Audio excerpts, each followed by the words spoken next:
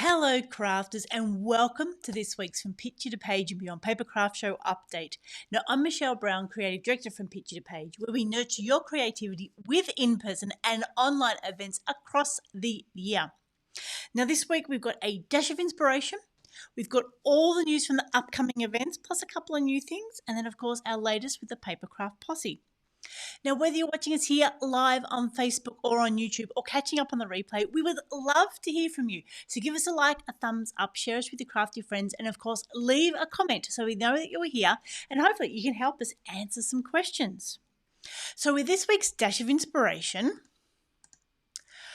I thought we would talk about what do you do with new craft supplies. Now, we've started this conversation over at the Papercraft posse, and we've already heard from Em, who loves to wait and look at her things and keep it for inspiration. Tracy tells us that it really depends. If she's bought something from a new project, she's ready to dive in, but other times she might wait. Now, this week, I've been getting in some new products for mixed media art, and I've got these gorgeous acrylic inks, and I had lots of ideas with things I wanted to do with them, but now I've got them, I'm finding myself a little bit apprehensive, and that's why I thought it was a good thing to have a chat about. I think sometimes, like Tracy said, if we buy something for a project, then we know what we're going to do with it, we're ready to jump in. But other times we've got things that we may have always wanted or we don't quite know what to do with. And I think sometimes if we hold on to them for too long, then we might decide we don't want to waste them. But then if they're paints or inks or markers, then they might actually go off and dry. So we have actually wasted them. So I think it's always important to check in when we buy something new and we find ourselves waiting and admiring them. Is it because we're too scared to jump in? We've got a big project in mind and think we can't start until everything's perfect. We've got lots of time and everything's ready to go. Or are we missing that inspiration? Do we need to get online and do a little bit of research, but of course not too much, because it's easy to get overwhelmed with a lot of information and have that analysis paralysis problem as well and don't get started. So we would love to hear in the comments, what do you do when you get new craft supplies? Are you one to jump right in, or are you someone that's there to sit and admire them and then get to them eventually? Now, we've got so many events coming up over the next few weeks. Our Papercrafts D-Stash is only a couple of weeks away. It's Saturday, the 2nd of March at the Notting Hill Community Hall. For all of the details and for applications, head over to our website from picturetopageandbeyond.com.au. Now, the applications are nearly full. I might be able to squeeze a table or two more in if there is anyone else that wants to jump on. If you have applied, please make sure you check your inboxes and let me know that you've received our last email so I can make sure that you've got all the details before we head into the day. Now, it really is your chance to come along and grab a bargain. So I hope you've got it in your calendars. So it's Saturday, the 2nd of March from 10 a.m. until 2 p.m. at the Notting Hill Community Hall, which is in Ferntree Gully Road, not far from Blackburn Road in Notting Hill, which is sort of between Clayton and Glen Waverley and Mulgrave. It's sort of an interesting little suburb. But we would love to see you. We've got a great combination of sellers that have been there before, as long as some new ones, Stamping Up demonstrations, some pizzazz, I think, all sorts of things. We'll make sure we get a list together and share what we've got coming up. And just as a reminder, we will not be running at the Northern or the Bendigo shows this year. So make sure you do check out our website for what is happening and what we've had to set aside for this year. So then our very next focus is turning to the Makers Arts and Crafts at the Train and Hobby Show. Now that's the 16th and 17th of March at the Sandown Raceway. And the Makers Arts and Crafts is just part of the full show where there's going to be model trains of all gauges. There's going to be Lego, there's going to be Meccano, there's remote control things, so boats, aeroplanes, drones, 1/5 scale trucks, which are actually quite big. And then we're bringing the arts and crafts side of things as well. So we'll go through all those exhibitors next week. I think there's also going to be some tabletop games, so Yu-Gi-Oh, Magic the Gathering and Pokemon, for those that love that sort of thing, a whole heap of home automation. There really is something for everything. If you're looking for a new hobby or looking at nurturing something you're currently working on, this is definitely the place to be. So for all of those details, head over to the trainandhobbyshow.com.au. You can get your tickets, you can see who's going to be there, and make sure you've got that in your calendar. And it is on just the Saturday and Sunday this year. It's not the 3-day show. So we will definitely run through who's going to be there next week.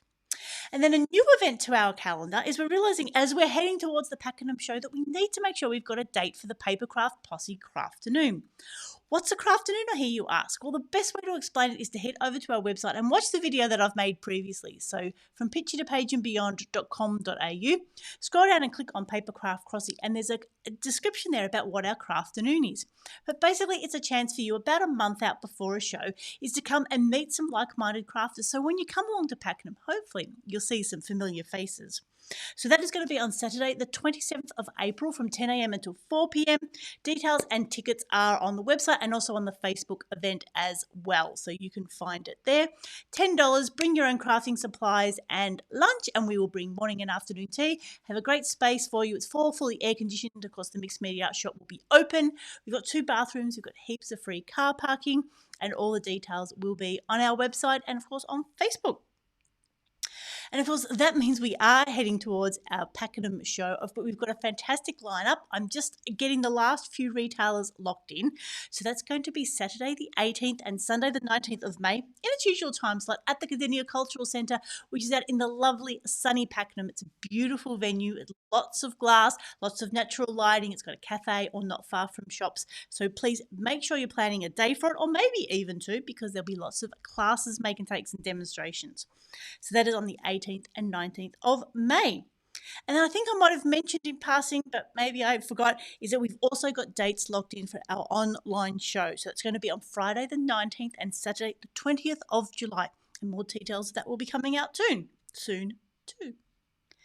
And so next, our Papercraft Posse. That's the little corner of the internet, our Facebook group, where we catch up with crafters and retailers between shows. We've got well over 1,000 crafters there, and it really is a great place to ask questions, to find out about products, how things are used, if you're looking for something in particular, and of course reach out to the retailers.